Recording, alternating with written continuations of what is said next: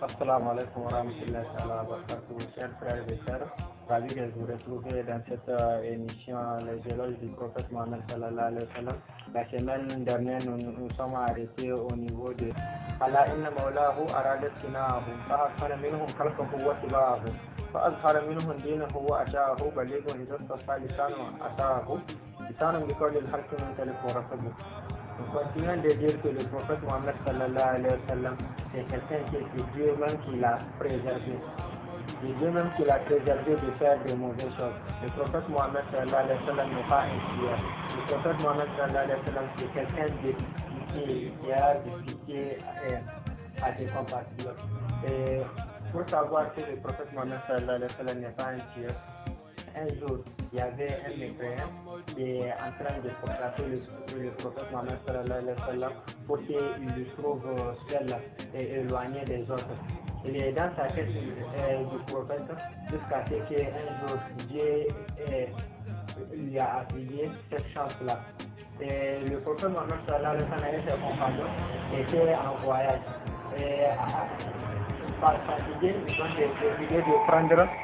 Fatigués, ils ont décidé de prendre leur force. En se reposant, le prophète Mohammed sallallahu alayhi wa sallam était sous l'abri d'un arbre et les autres compagnons ont cherché leur abri pour ne pas déranger le prophète. Et c'est de là que cette femme est apparue au prophète et lui a dit: aujourd'hui, qui va m'empêcher de te tuer? Aujourd'hui, qui va m'empêcher de te tuer? Il a même lorsqu'il était venu retrouver le prophète est en train de dormir et il l'a réveillé de son sommeil pour lui demander qui va l'empêcher de le tuer. Et le prophète s'était réveillé et il a demandé au prophète Mohammed sallallahu alayhi wa sallam qui va l'empêcher de le tuer aujourd'hui. Et c'est de là que le prophète lui a dit: Allah. Du moment où le prophète Mohammed sallallahu alayhi wa sallam avait dit que Allah est son sauveur, c'est de là que Dieu a envoyé Gabriel, c'est-à-dire l'ange Gabriel pour être une barrière entre lui et le prophète.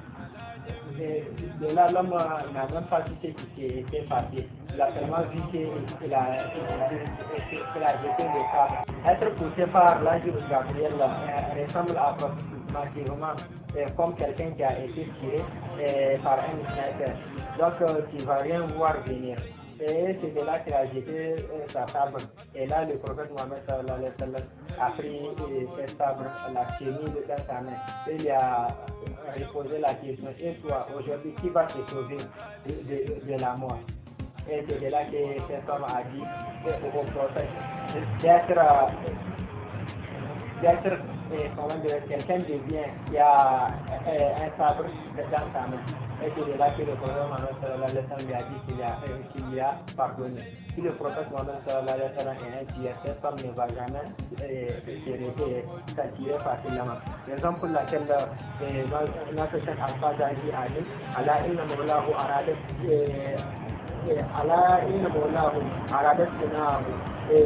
C'est Dieu lui-même qui a préservé le prophète Mohammed sallallahu alayhi wa sallam de faire quelque chose de mal. Et Dieu a fait en sorte que ses habitudes et ses comportements soient de bonne qualité.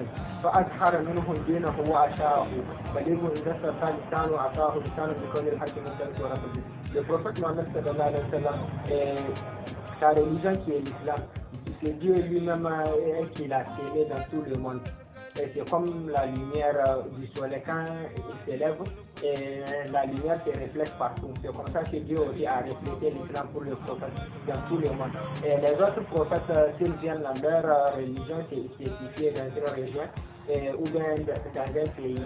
Mais pour le prophète Mohammed sallallahu alayhi wa sallam, Dieu a dit qu'il l'a envoyé pour qu'il soit la paix pour tout le monde, y compris les animaux et les choses.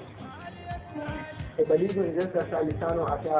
Dieu a préservé aussi la langue du prophète Mohammed sallallahu alayhi wa sallam pour que ses paroles soient des paroles bonnes, des paroles de vérité, des paroles objectives. Raison pour laquelle le prophète Mohammed sallallahu alayhi wa sallam Allah il me raconte que la vérité, ses paroles sont saintes. Et ensuite il continue pour dire له في السياد كالكي بالحق منظر ولله عند الأمر يحفظ مصدر وفي كل كتب داءه لتوقه بيان له في نفسه وزور موته عليه تحل السرب أو تكد الحرب له في السياد كالكي بالحق منظر. Le prophète Mohammed sallallahu alayhi wa sallam, c'est quelqu'un qui met dans la tête des gens à aimer Dieu. Et il les réveilla, c'est comme si quelqu'un dort, tu le réveilles pour dire d'aller faire son travail. Le prophète Mohammed sallallahu alayhi wa sallam, c'est quelqu'un qui réveille les gens de leur malhonnêteté pour leur dire de suivre Dieu, de faire walillahi inda al-amri yahzum wazum. L'essai du prophète Mohammed sallallahu alayhi wa sallam, les connaître walillahi, Dieu seul le sait. Le connaître reste un mystère même pour les gens. Et aussi, pour les catégories d'Ahu, dans chaque genre de situation, dans chaque genre de situation qui arrive aux gens, c'est quelqu'un qui est là pour être un pilier aux gens pour nous aider. Il nous parle des choses aussi, c'est-à-dire lorsque les actes coraniques sont transmis, si c'est quelque chose qui va arranger les gens, il va nous la transmettre. Et si c'est quelque chose qui va nous nuire, il va aussi nous la transmettre. Parce que connaître les mauvaises choses, c'est bien pour même s'empêcher de les faire.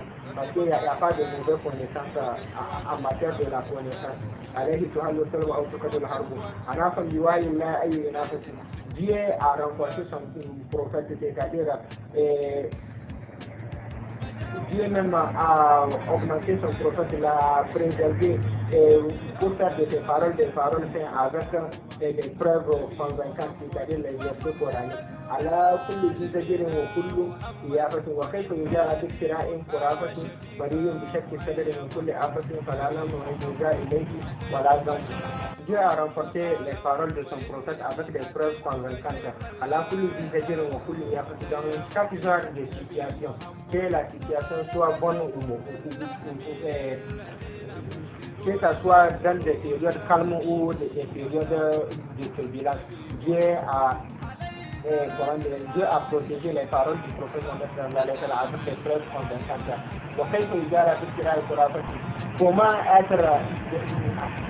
Comment être à côté du prophète Mohammed sallallahu alayhi wa sallam en étant un menteur?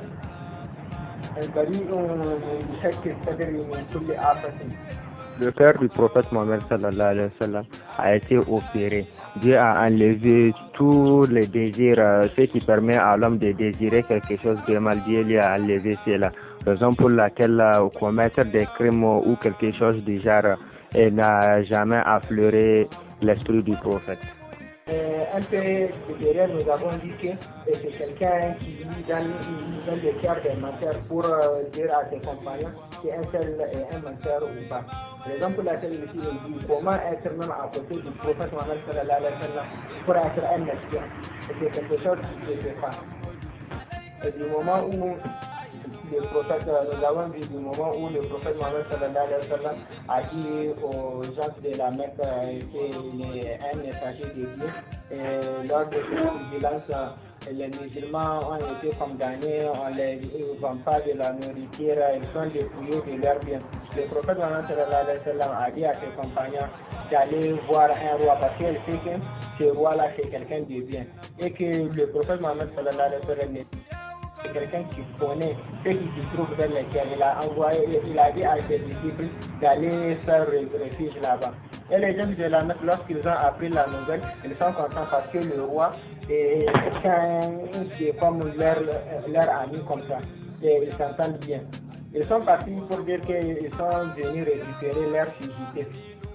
Et on leur a dit d'aller les capturer. C'est de là que les compagnons du prophète ont dit à ces rois que leur prophète leur a envoyé vers lui parce qu'il sait que c'est quelqu'un de bien. Et c'est de là que le roi les a demandé de lui parler de l'islam, c'est quoi l'islam. Et ils ont dit à ces rois-là, c'est l'islam. Et c'est de là que le roi a dit que finalement leur religion est la religion des musulmans et la religion, c'est-à-dire le christianisme, c'est comme la lumière du soleil qui est divisée par quelque chose.